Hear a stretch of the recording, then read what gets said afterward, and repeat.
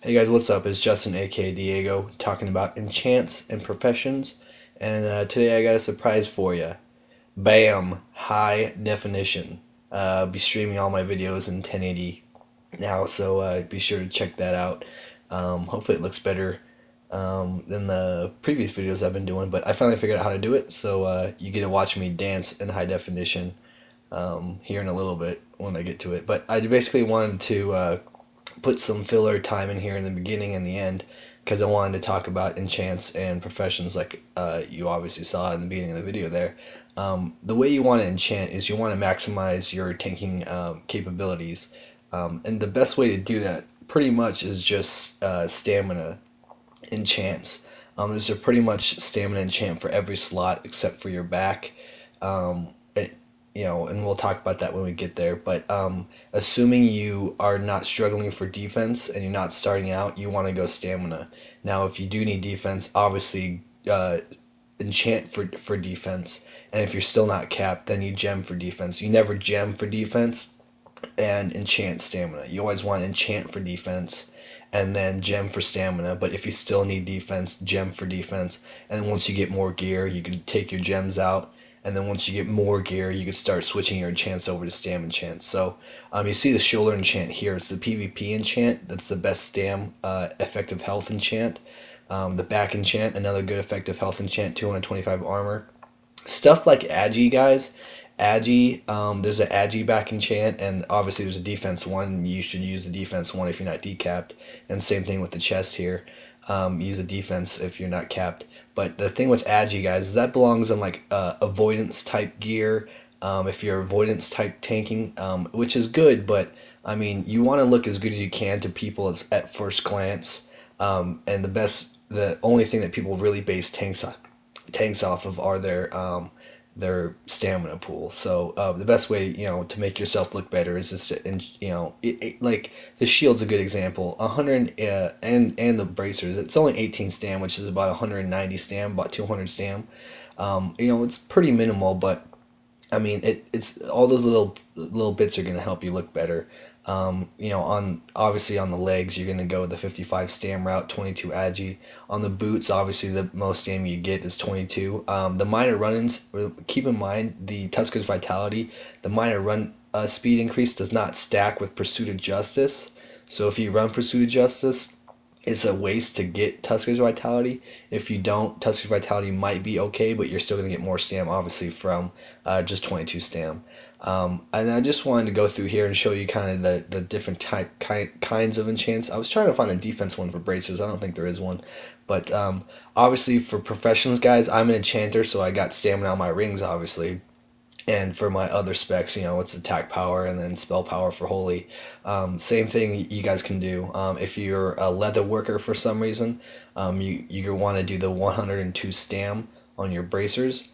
If you're a jewel crafter, obviously, you're going to use your jewel crafting Dragon's Eye 51 stamina. You got 3 of them, so you got put 3 of those in your gear wherever you want. That's subjective depending on what piece.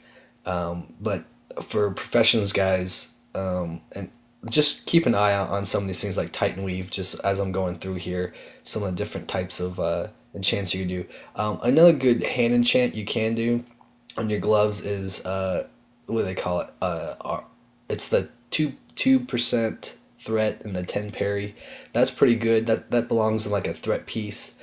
That would probably be better for more of you guys that are starting out, to help you out with your threat just a little bit. But once your threat's in a good spot and you don't really see yourself struggling for threat, you can switch over to the 18 stam patch. And weapon enchants I really want to get into because that's probably the biggest debate amongst Paladin tanks. I'm going to break it down really simply for you for the minor ones. Accuracy for threat. You want exceptional agility for a sustained enchant. That's always going to be there. It's always going to help you out via the dodge, armor, and crit. But accuracy for threat obviously is going to help you out a little bit more for the threat people. Blood draining if you have survivability issues or you don't trust your healers or you pug a lot. And then I'm gonna get into Blade Ward and Mongoose. I'm gonna talk about Blade Ward first. The reason why I don't like Blade Ward is because it has two things have to happen for it to be effective. One, it has to proc, and two, you have to parry. Okay, now say hypothetically that it does proc. Now say for the duration of the buff, you do not parry. You get absolutely zero benefit from that enchant. Now, granted, if you do parry, you're going to reflect the damage, and grats, you parried one. Now, if you have Mongoose, okay, now the proc's up. Now you have about 1.8% more dodge. Now, say you don't dodge, okay, you get bonus armor, so it's going to help soften any physical damage that you take, and you get static threat from it while it's up. So, and it doesn't get consumed. It stays on for the full duration. So as opposed to Blade Ward, where you actually would need to parry for it to be beneficial, and then the proc's gone immediately, and any chance of it helping you out after the fact that you parried is gone. You need to wait for it to proc again for it to be good. Mongoose is a higher sustained enchant.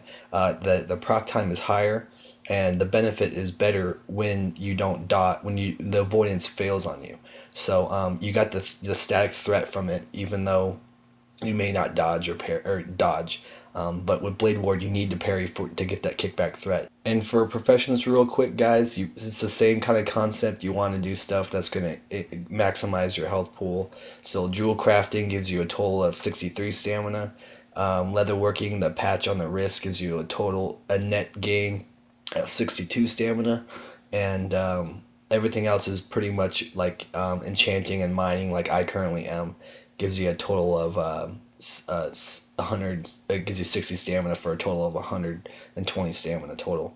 So there's other professions out there that obviously I wouldn't really go inscription, because you don't really get stamina. Your bonus is more dodge on your shoulders, your shoulder enchant, which isn't really the best route to go.